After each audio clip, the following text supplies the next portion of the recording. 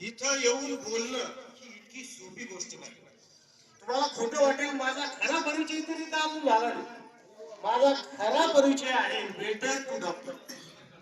मी एका चहाच्या टपरीवर काम केलं, यानंतर मी एका ज्यूस सेंटरवर काम केलं, यानंतर मी सफाई कामगार म्हणून काम केलं, मी रस्त्यावर शेतमजूर म्हणून काम केलं. असं काम करत करत M A M Phil PhD पर्यंत माझं शिक्षण झालं. म्हणून मी विद्यार्थ्याला नेहमी सांगतो की माणसाला गरिबी पाहिजे, माणसाला संघर्ष पाहिजे, माणसाचा अपमान झाला पाहिजे. एक दिवस तर मी ज्यूस सेंटरवर काम करत होतो, असेच एक सेलिब्रिटी तिथं आले, त्यांनी जॉकेट घातलेलं होतं असं. आणि मला माहित नाही सेलिब्रिटी प्रमुख पाहुणे कशाला म्हणतात, काहीच माहित नाही. मी 9वी पास झालो होतो. मी ज्यूस पित असताना माझं ज्यूस त्याच्या अंगावर सांगितलं आणि तेव्हा त्या ज्यूस सेंटरचे मालक माझ्यावर रागवले. पण हे रागवलं, माझा बाप समोर एका झाडाखाली उभं राहून पाहत होता. तेव्हा माझे वडील माझ्या फाटलेल्या सदऱ्यावर हात ठेवून म्हणाले की विष्णू, आज परिस्थितीमुळे तुझा अपमान झाला असेल, पण आयुष्यामध्ये एवढी मेहनत कर, एवढा संघर्ष कर की एक दिवस हजारो लाखो लोकांनी तुझ्या भाषणाला टाळ्या वाजवल्या पाहिजे.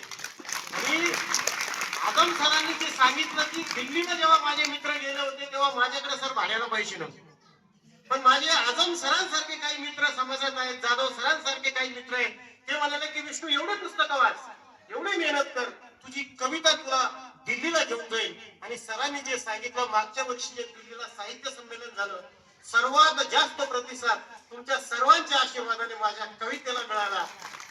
या साहित्य संमेलनाचं उद्घाटन या देशाचे पंतप्रधान आदरणीय नरेंद्र मोदी साहेबांनी केलं. शरद पवार साहेब त्याचे आयोजक. मला एवढं यासाठी सुरुवातीला बोलावं असं वाटलं, मी डायरेक्ट तुम्हाला हसवायला सुरुवात केली असते, पण इथले विद्यार्थी चांगलं बोलले, या शाळेची तळमळ मी बघितली.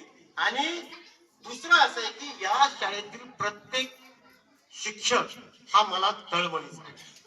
प्रत्येक जण काम करताना वाटला, ज्या शाळेचे शिक्षक हे धडपडणारे असतात, ते तळमळीने काम करतात, विद्यार्थ्यांना उभं करण्याचं काम करतात. मला वाटतं की त्या शाळेची, तिथल्या मातीची खऱ्या अर्थाने संपत्ती असते, असं म्हटलं तर ते वावगं ठरणार.